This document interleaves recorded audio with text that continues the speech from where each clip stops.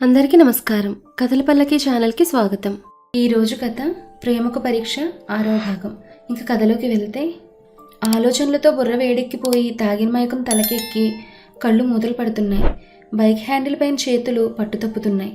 ఎదురుగా వస్తున్న వాహనాల వెలుగు కళ్ళలో పడగానే కళ్ళు మంట పెడుతున్నాయి.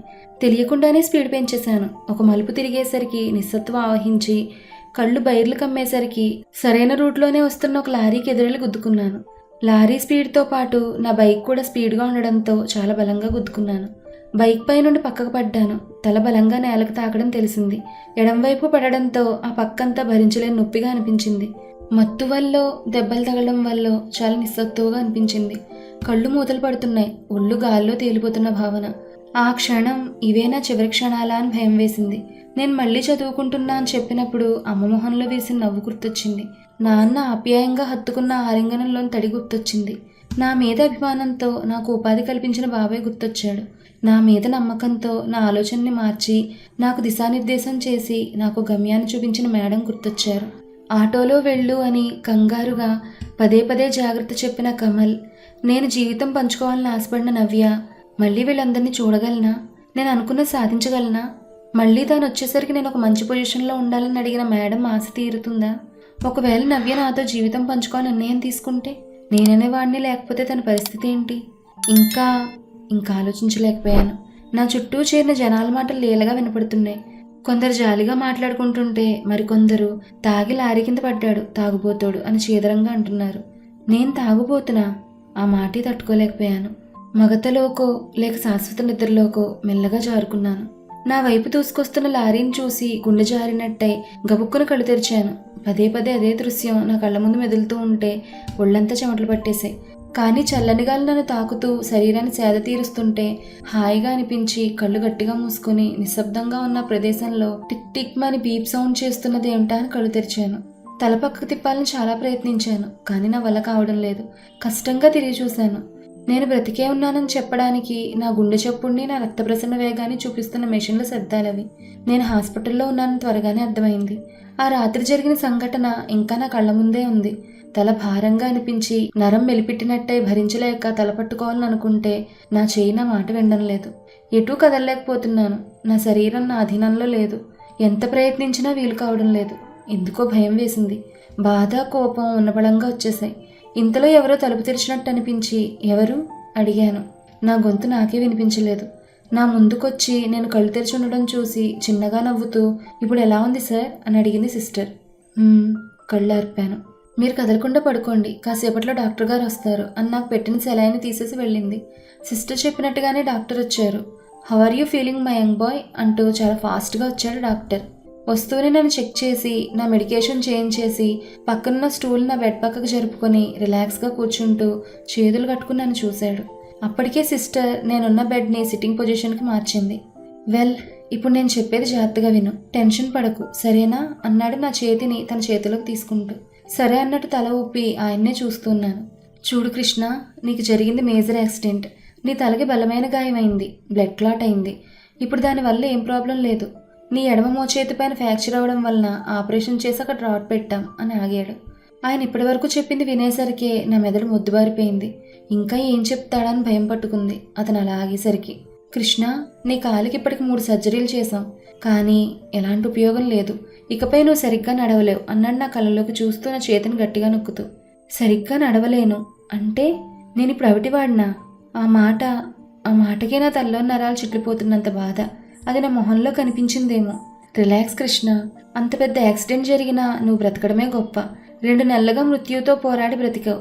శరీరం ఈ మందులకి ఆపరేషన్లకి తట్టుకోలేకపోయినా బ్రతకాలి అని నీ మొండితనం, నీ పట్టుదలే నిన్ను ఇలా మళ్ళీ కోలుకునేలా చేసింది. ఆశ్చర్యంగా, బాధగా డాక్టర్ మాటలు వింటున్న నాకు 2 నెలలన్న మాట కలవరపెట్టింది. అవును కృష్ణ, నీకు యాక్సిడెంట్ జరిగి సరిగ్గా ఈ రోజుకి 2 నెలలు 1 వారం గడిచింది. బ్లడ్ క్లాట్ అవ్వడం వల్ల ఇన్ని రోజులు నువ్వు కోమాలో ఉన్నావు. 2 నెలలుగా కదలకుండా ఉండడం వల్ల మజిల్స్ రెస్ట్లో ఉన్నాయి కదా. సో వెంటనే కదలాలని ట్రై చేయకు. ఫిజియోథెరపిస్ట్ వచ్చి నేను మెల్లగా నడిపిస్తారు. 1 నెల రోజులు జాగ్రత్తగా ఉంటే ఇదివరకట్లా నార్మల్ అవుతావు. All the best Krishna. ఎక్కువ ఆలోచించకు, రెస్ట్ తీసుకో అని వెళ్ళిపోయాడు డాక్టర్. ఆలోచించకుండా ఎలా ఉండను? 2 నెలలుగా నేను ఈ బెడ్ మీదే పడున్నానా? ఇకపై సరిగ్గా నడవలేను. అసలు నా ట్రీట్మెంట్ డబ్బులు ఎలా వచ్చినాయి? అప్పు చేసుంటారు అమ్మా నాన్న. ఎక్కడా? నేను అలా ఆలోచిస్తుండగానే అమ్మ కొంత ఆనందంగా కొంత బాధగా చూస్తూ లోపలికొచ్చింది. వస్తూనే కన్నీళ్ళని ఆపుకుంటూ నా తల దువ్వుతూ ఇప్పుడు ఎట్లుందిరా అని అడిగింది. అని తల ఊపి అమ్మని పరిశీలనగా చూశాను. సరైన తిండి నిద్ర లేనట్టు మొహమంతా పీకిపోయింది. అమ్మ ఎప్పుడు మహాలక్ష్మిలా కళకళలాడుతూ ఉండాలని అనుకుంటే ఈరోజు తన వల్లే అమ్మ ఇలా ఉండేసరికి నా మీద నాకే కోపం వచ్చింది. ఒక్కొక్కరు నన్ను వచ్చి చూస్తున్నారు, కానీ నాతో ఏం మాట్లాడడం లేదు. వాళ్ళ కళ్ళలో బాధ కనపడుతోంది కానీ కోపం లేదు. నిజానికి అందరికీ నా మీద కోపం ఉండాలి నేను చేసిన పనికి, తప్పతాగే యాక్సిడెంట్ చేసినందుకు. కానీ వీళ్ళ జాలిని నేను తట్టుకోలేకపోతున్నాను. రోజూ ఫిజియోథెరపిస్ట్ వచ్చి నాతో ఎక్సర్సైజులు చేయిస్తూ నన్ను మెల్లగా నడిపిస్తూ ఉండేది. వారం రోజుల్లో ఎవరూ పట్టుకోకపోయినా నిలబడగలిగాను. ఒకరి సాయంతో నడవగలుగుతున్నాను. కానీ లేవాలన్నా కూర్చోవాలన్నా ఒకరు సాయం చేయాల్సిందే. నేను స్పృహలోకి వచ్చిన 10 రోజులకి డిశ్చార్జ్ చేశారు.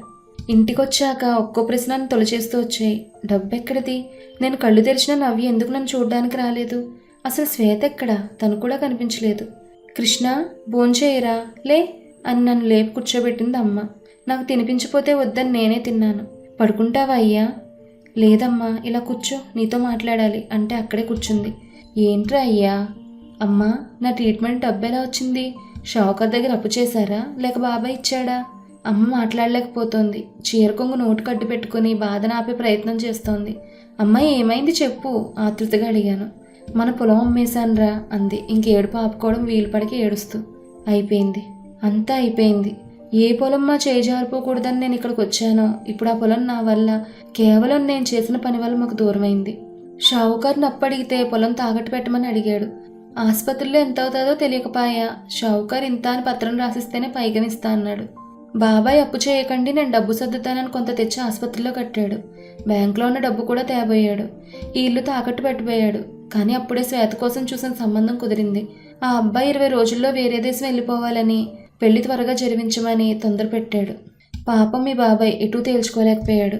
శ్వేతకు మరో మంచి సంబంధం వస్తుంది, కానీ ఆలస్యం చేస్తే కృష్ణ కోలుకోలేడని వాళ్ళకి సంబంధం వద్దని చెప్పబోయాడు. మీ అయ్య వారించి శ్వేత జీవితం బాగుండాలని షావుకారికి మన పొలం అమ్మేసి డబ్బు తెచ్చినాడు. ఆడింకేం పని ఉండదని అక్కడ ఉండడం అని బాబాయ్ మమ్మల్ని ఇక్కడే ఉండమని చెప్పాడు. శ్వేత ఇప్పుడు వాళ్ళ అత్తవారింట్లో ఉంది. ఆ అబ్బాయి వేరే దేశం వెళ్ళిపోయాడు. 2 దినాల్లో వస్తుంది శ్వేత. నువ్వు బాధపడమాకయ్యా, నువ్వు కోలుకో, ముందర పోయినవన్నీ మళ్ళీ సంపాదించుకోవచ్చు అని నన్ను మెల్లగా పడుకోబెట్టి తలుపు వారగలాగి వెళ్ళింది అమ్మ. ఆ రాత్రి కంటి మీద కొనుక్కులేదు, మనసుకు ప్రశాంతత లేదు. నా మీద నాకే కోపం, అసహ్యం. అసలు నేను ఎందుకు బ్రతికాను? అక్కడే చచ్చుంటే 1 నెల ఏడ్చి అందరూ మర్చిపోయేవారు. ఇంతమందిని బాధ పెట్టడానికా నేను బ్రతికింది? ఇంకా ఏం సాధిద్దామని? అసలు ఇంకా నేనేం చేయగలను? కనీసం సరిగ్గా నడవలేని నేను ఏం చేస్తాను? నాకేం చేతనవుతుంది? ఊర్లో చాలామంది దిగుబడి రాక, అప్పు కట్టలేక, ప్రభుత్వం అందించే సాయం సరిపోక ప్రాణాలు తీసుకున్నారు. తాము పోతే ప్రభుత్వం ఇచ్చే డబ్బుతో కనీసం తమ కుటుంబమైనా ఒడ్డున పడుతుందని. ప్రాణం తీసుకునేంత ధైర్యం లేని వారు పొలం అమ్ముకుని బ్రతుకు తెరువు వెతుక్కుంటూ సిటీలోని అపార్ట్మెంట్లలో వాచ్మెన్లుగా మారారు. కానీ నాన్న ఎన్ని కష్టాలు వచ్చినా మమ్మల్ని వదిలి వెళ్లాలని కానీ, పొలం అమ్మాలనే ఆలోచన కానీ చేయలేదు. కానీ ఇప్పుడు నా కోసం అమ్మేశాడు. అలా చేసినందుకు నాన్న ఎంత బాధపడి ఉంటాడు?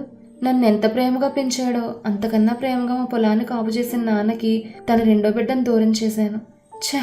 చివరిసారి నేను ఊరు వెళ్ళినప్పుడు నేను పని చేసుకుంటూనే చదువుకుంటున్నా అని తెలిసి అందరూ మెచ్చుకున్నారు. ఊరిలో కుర్రాళ్ళకి నన్ను ఒక ఉదాహరణగా చూపిస్తూ కృష్ణలా ఉండండిరా అంటుంటే ఎంత పొంగిపోయారమ్మా వాళ్ళు. ఇప్పుడు ఈ విషయం తెలిసి ఊళ్ళో ఎన్ని మాటలు అనుకుంటూ ఉంటారో. అందుకే నాన్న అక్కడ ఉండలేక ఇక్కడే ఉండాలని అనుకుని ఉంటాడు. ఏదో చేద్దామని వచ్చి చివరికి ఏం చేశాను? అమ్మ నాన్నని చూసుకోవాల్సిన నేను ఇప్పుడు వాళ్ళ మీద ఆధారపడాల్సిన పరిస్థితి వచ్చింది. రోజంతా ఇంట్లోనే, అదే గదిలోనే ఉంటున్నాను. కనీసం హాల్లోకి కూడా వెళ్ళడం లేదు. బాబాయ్కి ఎదురుపడాలన్నా మొహం చెల్లడం లేదు. ఆయనే వచ్చి మాట్లాడించినా ముక్తసరిగా మాట్లాడి ఊరుకుంటున్నాను. ఒకరోజు రాత్రి భోజనం చేసి అమ్మిచ్చిన టాబ్లెట్ వేసుకుని అలా కళ్ళు మూసుకున్నానో లేదో అన్నయ్య అంటూ పిలిచింది శ్వేత. శ్వేతని చూడగానే ఎక్కడలేని ఆనందం, ఉత్సాహం వచ్చాయి. కొత్త పెళ్లి కూతురు. ఇంకా మెరుపు ఆ కళ తగ్గలేదు తన మొహంలో.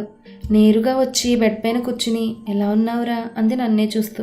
ఎలా ఉన్నాను చెప్పను. తన పెళ్లికి ముందు ఏదేదో చేయాలని, బాబాయ్కి ఒక కొడుకుగా, శ్వేత కన్నగా నా బాధ్యత నెరవేర్చాలని అనుకున్నాను.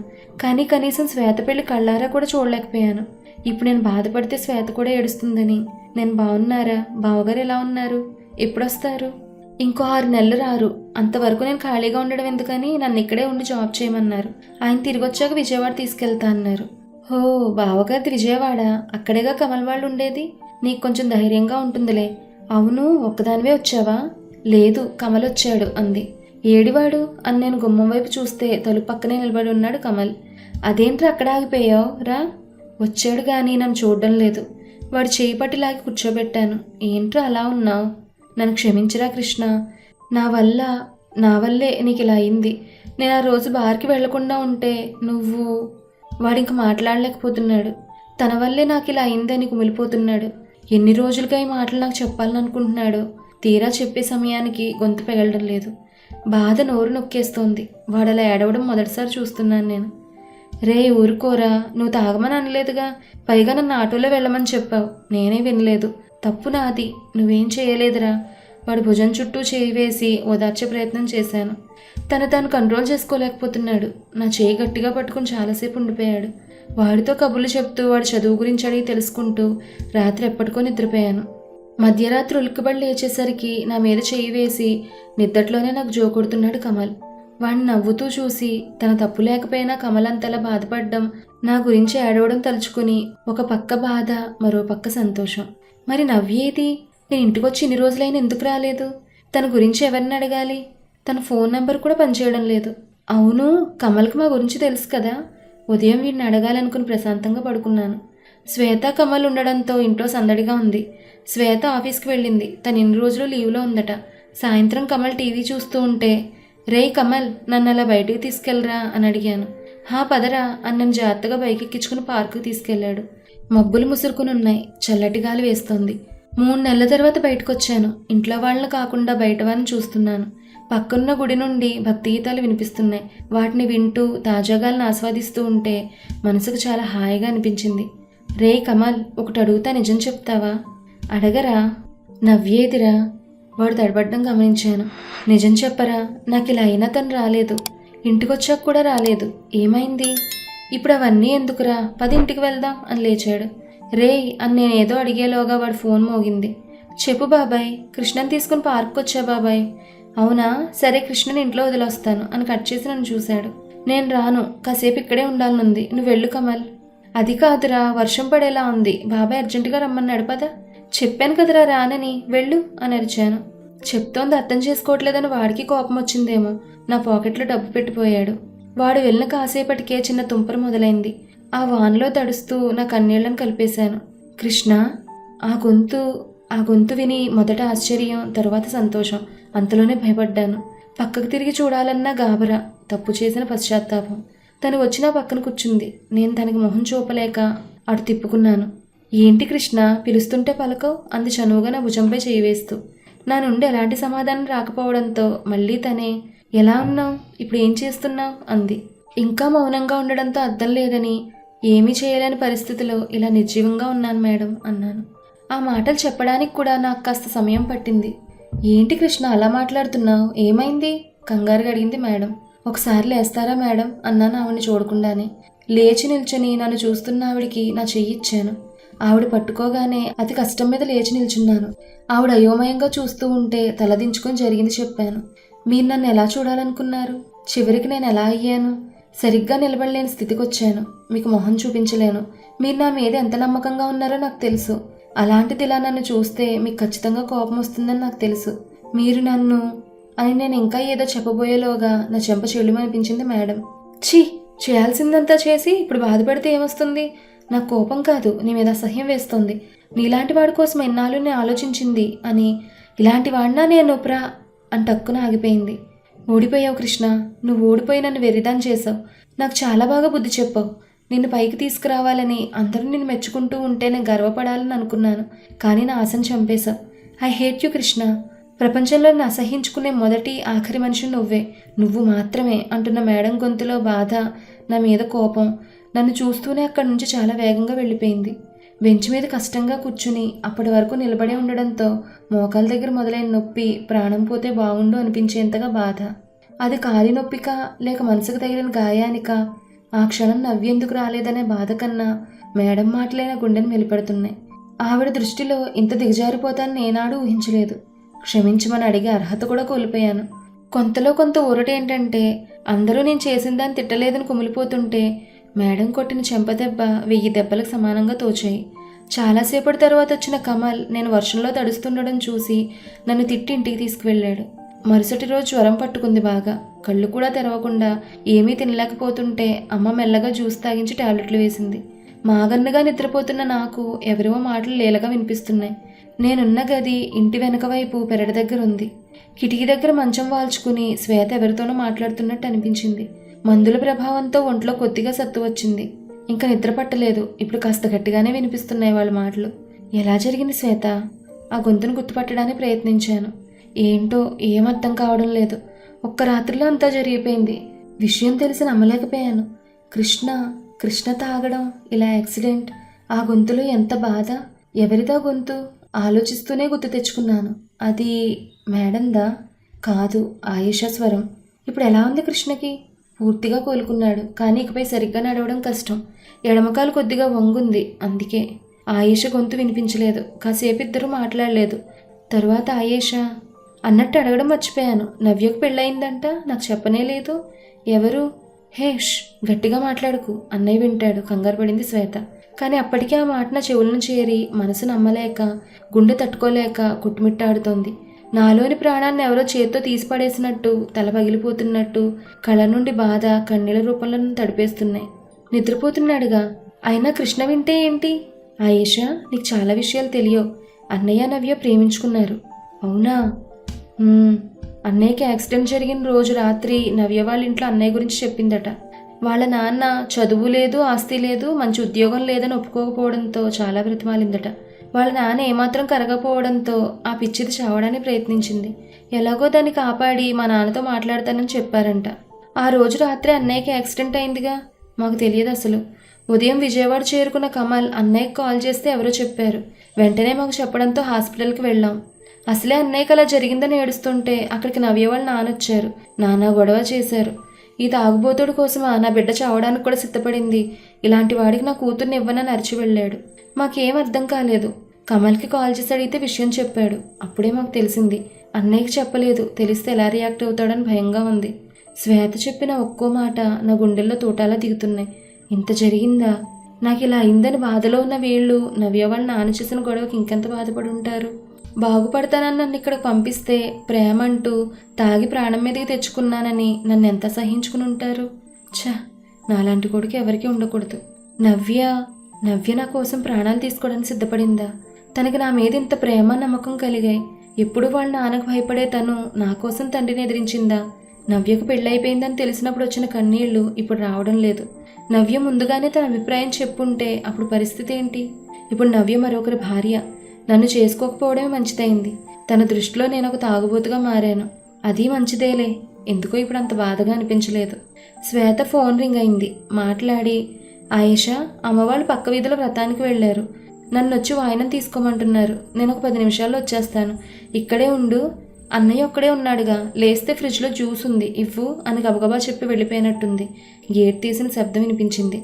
అశాంతిగా మారిన మనసుకు అప్పుడే కరెంటు కూడా పోవడంతో ఇంకా చికాకును కలిగించింది. ఉక్కపోతగా ఉండి రూమ్లో ఉండబుద్ధి కాక హాల్లోకి వెళ్దామని మెల్లగా లేచాను. నిన్నటి నుండి ఏం తినకపోవడం వల్లనేమో నీరసంగా అనిపించి కళ్ళు తిరిగాయి. పడబోతూ ఉంటే కృష్ణ నన్ను గట్టిగా పట్టుకుంది ఆయేష. అప్రయత్నంగా తన చుట్టూ చేయి వేసి నేను మరింత బలంగా పట్టుకున్నాను. ఇలా కూర్చో.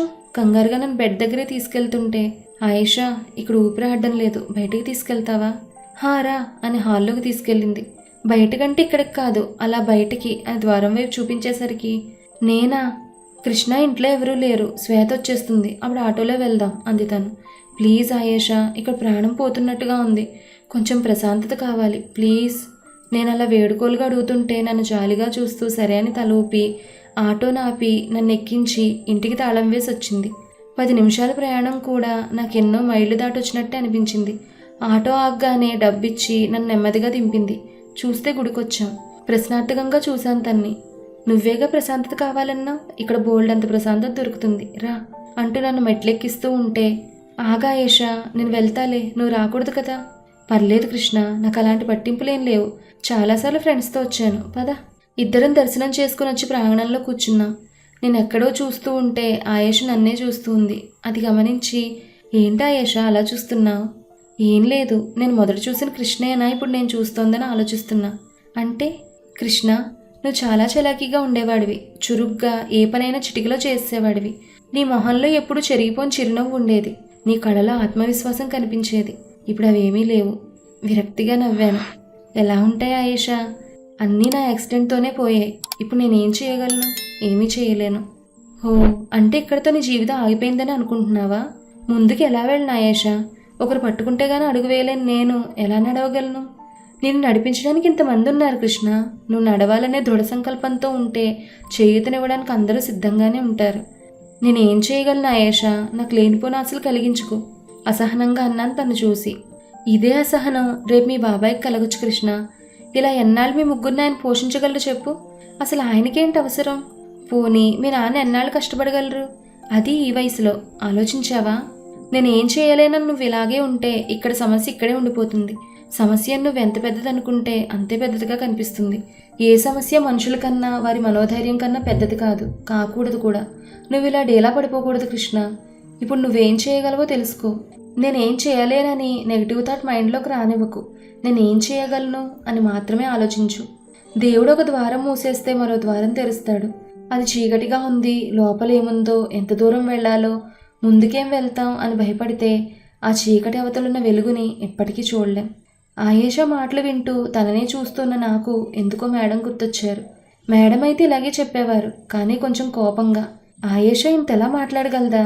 ఎప్పుడూ సైలెంట్గా అయోమయంగా కనిపించే ఆయేషానేనా అనిపించింది నాకు. పంతానికి పోయి కృష్ణ తీసుకున్న నిర్ణయం తన జీవితాన్నే మార్చేసింది. తన మీద నమ్మకంతో తన్ని ప్రోత్సహించిన మేడం తనేం తప్పు చేశాడో తెలుసుకుని తన్ని అసహించుకుని వెళ్ళిపోయింది. తనేం చేయలేడని ఇంకా ఇంకా నైరాస్యంలో కూరుకుపోతున్న కృష్ణకి ఆయేషా ఒక చిన్న చుక్కానిలా కనిపించి తన్ని ప్రోత్సహిస్తోంది. మరి కృష్ణ ఆయేషా మాటలు విని తన్ని తాను మెరుగుపరుచుకోవడానికి చూస్తాడా, లేక అదే నైరాస్యంలో కూరుకుపోయి తన జీవితాన్ని ఇంకా ఇంకా అగాధంలో కూరుకుపోయేలా చేసుకుంటాడా? ఈ విషయాలన్నీ కూడా మన నెక్స్ట్ వీడియోలో తెలుసుకుందాం.